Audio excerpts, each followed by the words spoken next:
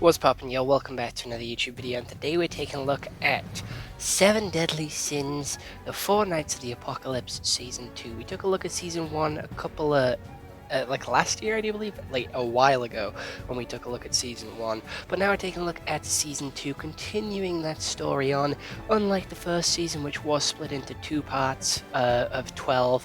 So the first season has 24 episodes, all at 20 minutes each, where the second season only has 12 episodes, and it's not been split into 2 parts, it literally just has 12.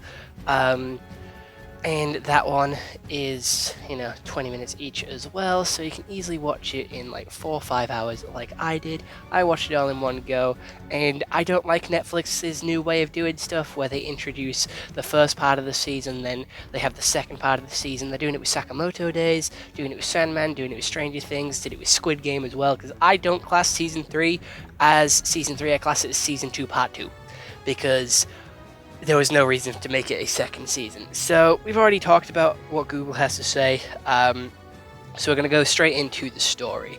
So we have Tanjiro, or King Arthur, coming down from Camelot. We have Meliodas' kid, Meliodas, green hair, and Lance fighting him, taking him down, sending him back to Camelot, and then they go on an adventure. They all get knighted, they all join forces, they go to this town to try and find one of the knights from Camelot, so then they can open a portal to get to Camelot, because only the Knights of Camelot can travel between Camelot and their Earth and Britannia. So Meliodas sends all of them on this quest. They fight demons, they fight Knights of Camelot, they end up not being able to get into Camelot through these portals because they have a safety feature, a traitor feature which kills them, blows them up if the doors are attempted to be opened by someone other than the knight. And we then have the demons that they fought take them into the demon realm, and in the demon realm they get split up. We find out that the green hair is actually a goo boy, and he isn't actually human. He is a weird creature. He's like a life soul or something like that. A soul of life, and they basically fight some demons, train with some demons. Lance trains them all so they're all stronger, so then they can take down Gargantua, who's a demon who's waking from his slumber. And green hair was actually raised by Meliodas' brother when he was like a baby, until he found his granddad, and he was the one who actually defeated Gigantica in the first place. And then once he does it again, he gets taken to a duel place to fight one of the knights of Camelot, and that's where the season 2 ends. That's pretty much it, I'm going to be honest. Not a lot really happened, but they dragged it out. The animation was really good. I loved the opening fight. I loved the closing fight. Just most of the fights in this looked good anyway, and the character designs were again really good. Continuing with the character designs from the last season. I love Lance, I love Meliodas' kid, and I like Don. They're like my 3 favorites throughout this series, and Lance is the one that can turn into a fox. That's, pretty cool. We found that out last season, though. There isn't too much to go off here.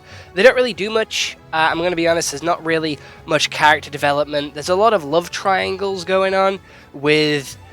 Because I don't know any of their names, other than Lance and Don, this is going to be really fun. So, pink hair likes white hair, but white hair is oblivious, and grey hair likes pink hair, but grey hair died to save pink hair, and now pink hair will never know that grey hair likes them, because no one else is telling them.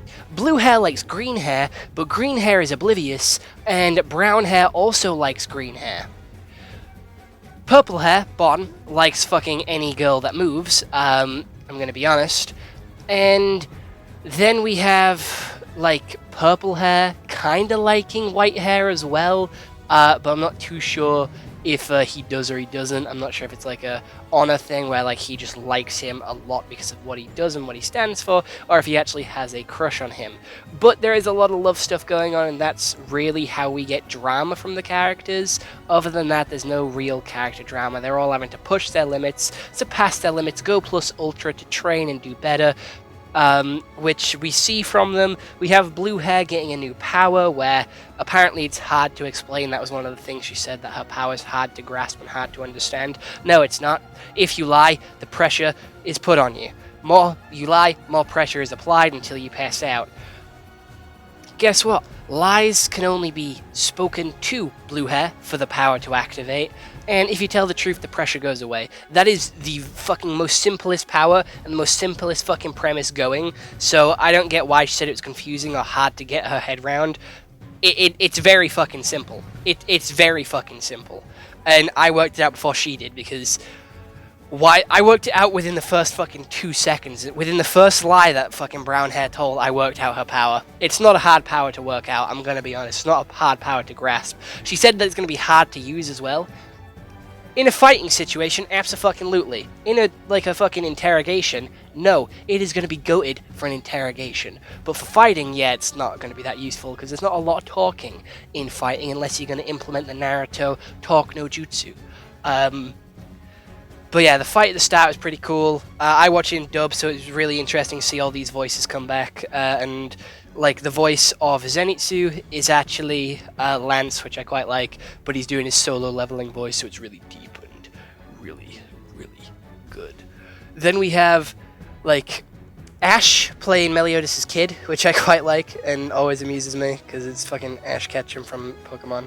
And then we have another one as well, being Tanjiro, being King Arthur, which I also quite like. And then Bryce Papenbrook, as always, playing Meliodas and Meliodas' brother. So voice acting is really good, character design's good, fighting's good.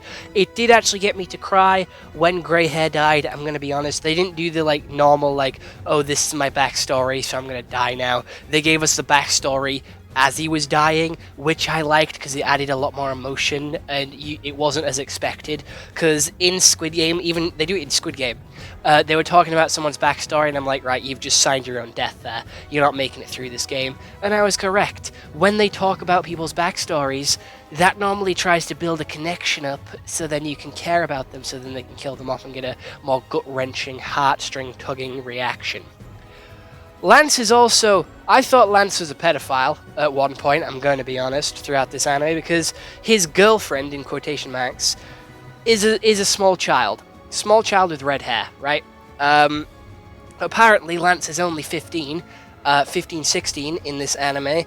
I thought he was a little bit older. I didn't realize all the characters in this anime were 15, 16, but apparently they are, and I don't know how old she is, and it's very, very strange. I'm gonna be honest, it's still fucking weird if she's under, like, 14. If she's under 14, it's still fucking weird that a 15-year-old is going to be going out with... I know they're not going out yet, it's in the future that they get together, but it is still weird that it's gonna happen. I don't know, it's really fucking weird.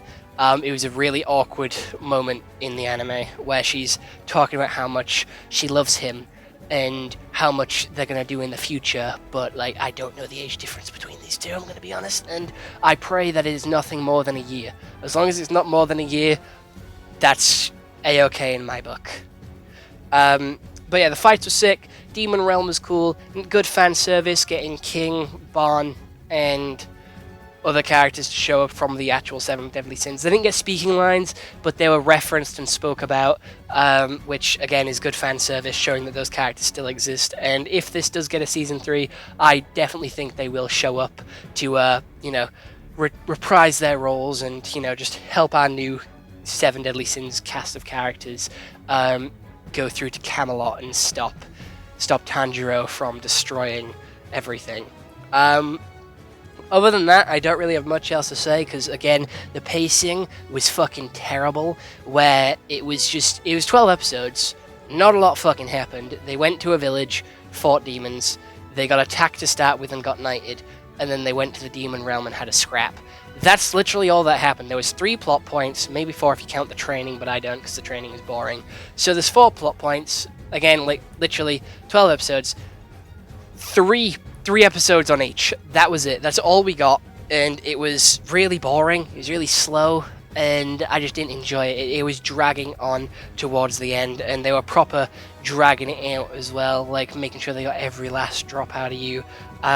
There's a lot of cartoony elements to it where they turn chibi, go cutesy, facial expressions maneuver, and sometimes, depending on the anime, I can like that and I can get behind it, but here it just got really annoying and really stupid because they didn't do it like where it fit. It broke all tension, it broke all drama, it broke all the all the stuff that they were building up to with a little gag, a little joke. It couldn't take itself seriously when it needed to, and the jokes were just done at like the worst times, and it just ruined all build up to anything by making them like chibi, jokey, and silly and goofy.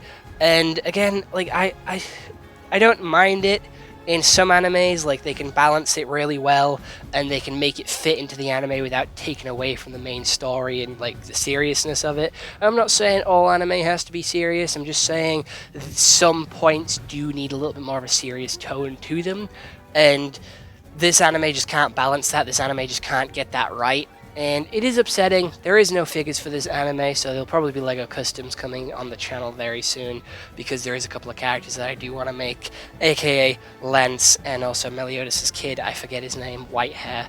But other than that, I didn't really enjoy this one. It was quite mid. I think I enjoyed the first season a lot more. But this one didn't have to do anything. It didn't have to introduce us to the characters. It didn't have to set the story. It didn't have to set the stage. It just had to progress the story. And I don't feel like it did that in the best way possible. I feel like there is some things that you could have changed, especially with the pacing issues and the comedic timing. But other than that, I thought it was okay, voice acting and animation wise. So I think it's a solid 5 out of 10. But other than that, let me know what you guys think down in the comments below. I'll see you all next one. Hope you all have an excellent day, and goodbye. Stay home and stay safe.